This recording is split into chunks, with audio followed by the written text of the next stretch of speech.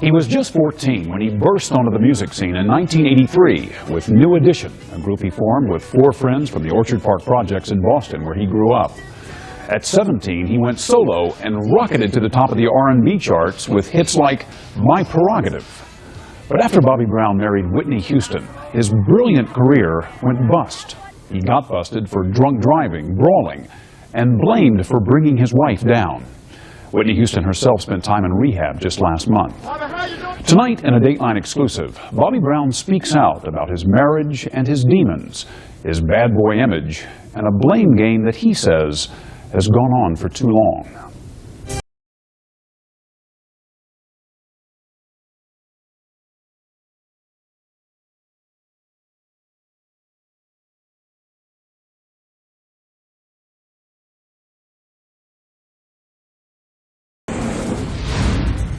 And puzzling fall. We've watched him go from concerts to courtrooms. Hi, babies. Every step, every stumble in the very public marriage of Whitney Houston and Bobby Brown under a microscope. I'm not perfect. Not a perfect man. Tonight, Bobby Brown sits down with another woman at his side, his mother, Carole, for a candid talk about addictions and recoveries, the direction of his life, and the troubled state of his marriage. Carole, are you concerned about him? I'm concerned about both of them. Will some time for each of you on your own be a good thing? Yes. Yes. And I'm not saying separation. I'm saying it's time for daddy to go to work. So, you know, it's time for mommy to be at home. When he married Whitney Houston in 1992, the rap on Bobby Brown was that the bad boy of R&B would tarnish her highly polished image and career. After all, she was the glamorous diva with a heavenly voice and universal appeal.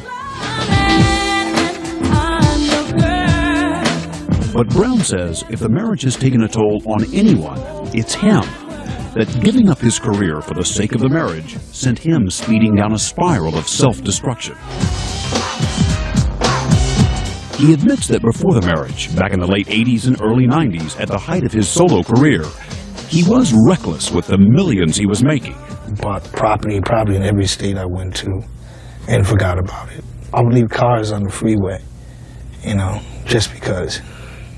Say, let's see what happens to it. And you just leave it there? And just leave it there. Card you bought? Just bought.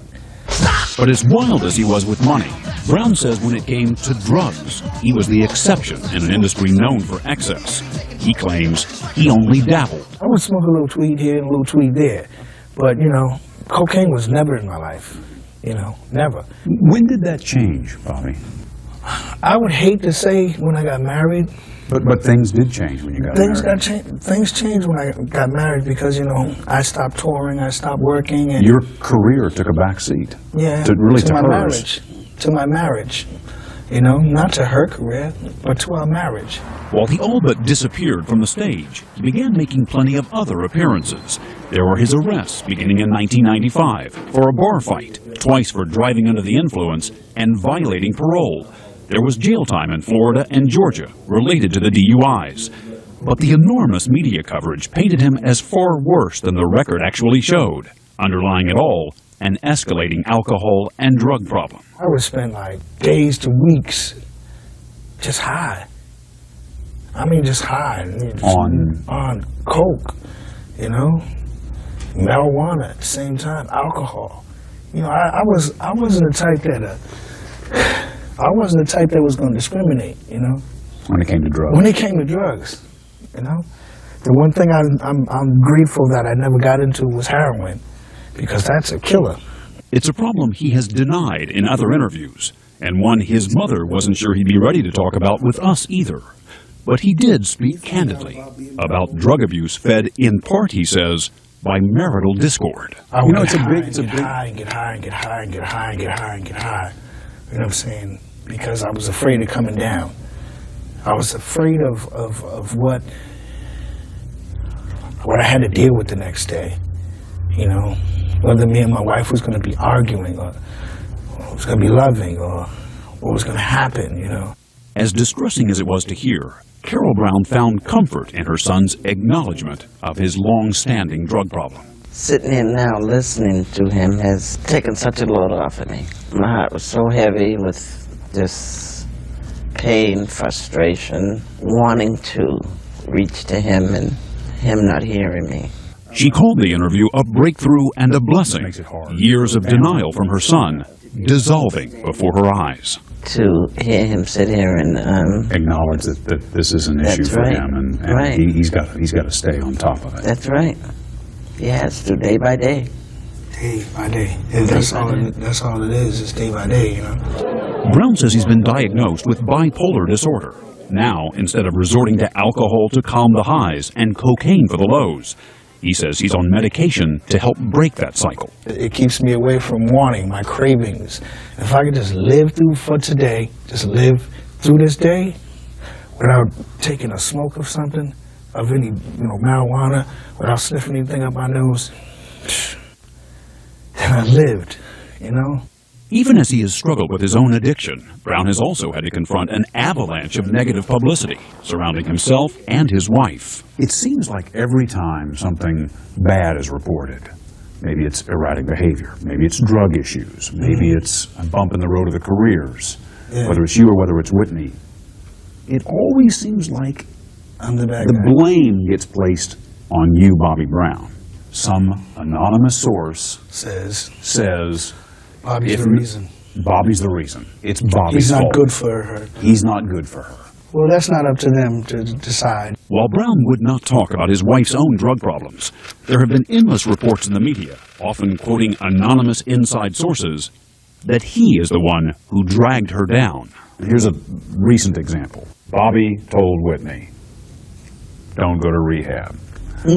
Although Bobby, 35, understands substance abuse issues firsthand, a source close to Houston says he's always been adamant that Whitney not seek professional help for her own drug demons. That's not true. I've encouraged us to be clean and healthy, and she's encouraged us, my wife. You know, we're both on the same length as far as us getting help. But I just let other people know you ain't got to put our business in the street. Quote, same article. Bobby would always try to convince Whitney she did not have a substance abuse problem, says the source. Even when she'd go to him for help and ask his opinion about rehab, he usually ended up screaming and threatening that he wouldn't tolerate it, saying it would publicly embarrass their family. Well, them sources, you need to watch what they say, you know, and leave my name out of their mouth. Brown says he can't be sure just who these anonymous sources are so eager to blame him. What he does know, he says, is that love and acceptance has not been a two-way street between his family and Whitney's. You feel your family has accepted her? Yes. Do you feel like her family has not accepted you? I don't feel like they have accepted me, totally. No. Well, it's just a mom, so, you know, I feel like a mom doesn't really know me. Even through 11 years, Bobby, she hasn't gotten to know you?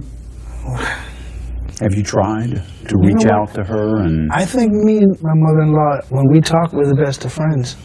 You know, it's when other people, you know, tell her that this is me, and it's really not me. Carole, what's your take on this? I love Whitney. She can be a crazy person. She can be. We can all be crazy at times, you know. The problem with Whitney is that there are too many bad influences around her.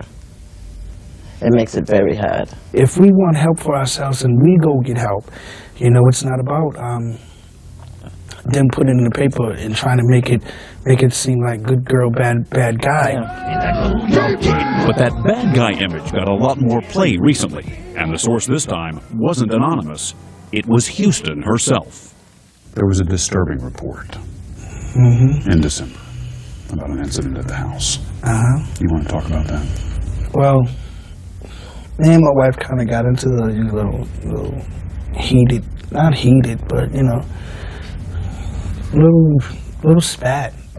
Fulton County 911, what's the address of the emergency? Ma'am, I'm at On the night of December 7th, 2003, Houston called 911 from their home in Alpharetta, Georgia, According to this police report, she said that Brown threatened to beat her and then struck the left side of her face with his open right hand. Were drugs involved? No, not at all. On either of your parts? On either of our parts, not whatsoever. No alcohol, no nothing was involved. I think it was just frustration on my behalf, knowing that I had to go out of town, and my wife wasn't there all day, and I didn't know where she was, and she didn't know, and couldn't get in touch with her, and And so what led to the?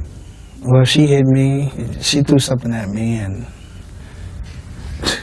it just wasn't. It escalated. It escalated. One thing I didn't understand is that it turned out to look like that I hit her, or You didn't hit her? no. You didn't slap her? No. But the police report cited visible injuries to her face, a bruise on the cheek, and a cut inside her upper lip.